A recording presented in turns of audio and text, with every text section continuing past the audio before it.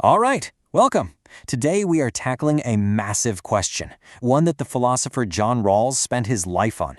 If you could design a society from the ground up, a perfectly just one, what would that even look like? Let's dive right into this amazing thought experiment. Okay, so just imagine for a second, you're given a totally blank slate. You get to make all the rules, all the laws, the entire structure. How would you even start to build a world that's genuinely fair for every single person?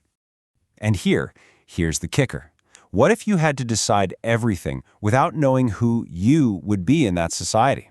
You have no idea if you'll be rich or poor, what talents you'll have, or what group you'll belong to. And that one little twist, it changes everything. So to explore this, Rawls came up with this idea of a hypothetical starting point. He called it the original position. And this is where we're going to lay the foundation for our perfectly just society. He wants us to picture this special meeting, right? The whole point of this get-together is to agree on a set of rules for justice that everybody can get behind, rules that are meant to advance the good of all people. And to do that, they have to be completely 100% objective. So the key thing to remember is, this isn't a real meeting that ever happened. It's a thought experiment.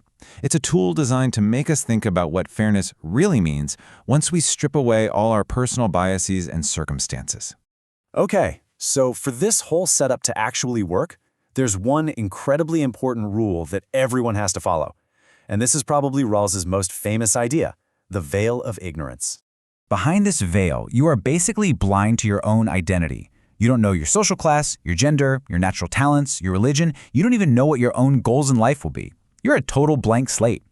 And this has a massive effect. See, because you don't know if a certain rule is going to help you or hurt you personally, you can't be selfish about it. You're pretty much forced to pick principles that would be fair for everybody. Because, hey, you might end up being anybody. So from this position of pure unbiased thinking, the goal becomes really clear. It's all about figuring out how to fairly hand out what Rawls called social primary goods. You can think of these as the absolute basic building blocks that everyone needs to live a good life. Things like rights, freedoms, opportunities, and yeah, even income and wealth. So what happens? What do a bunch of rational, selfless people decide on when they're behind this veil of ignorance? Well, Rawls argued they land on two fundamental principles of justice. Let's break them down. First up is the liberty principle. This one's pretty straightforward. Everybody gets the biggest bundle of basic freedoms we can manage, as long as it doesn't mess with anyone else's freedoms. Simple enough.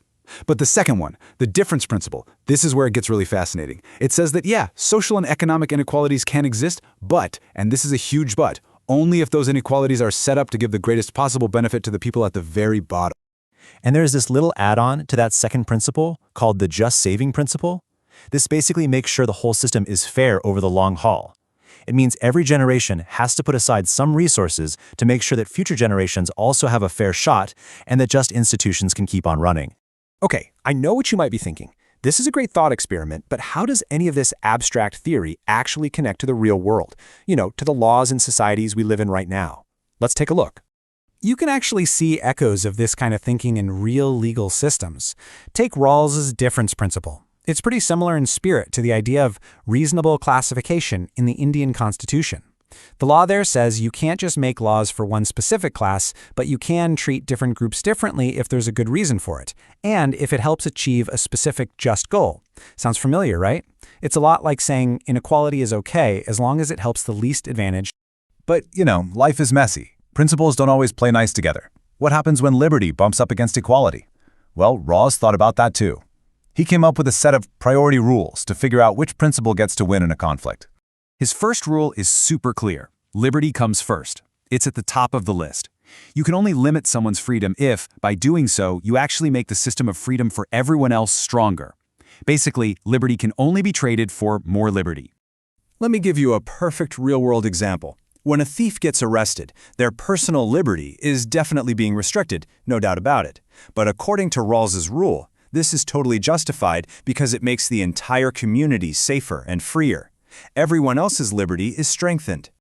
Now, the second priority rule makes sure that justice and opportunity are more important than just being efficient or making more money. It says that if there's going to be any inequality in opportunities, it has to be designed to boost the opportunities for those who start with less. And on top of that, when we talk about saving for the future, the people at the bottom can't be asked to carry the heaviest burden. And that brings us right to the final question, the one that Rawls's theory really leaves us to wrestle with. If you, right now, were to step behind that veil of ignorance, with no idea who you'd become, would you agree to the rules of the society that we have today? It's a powerful question to think about.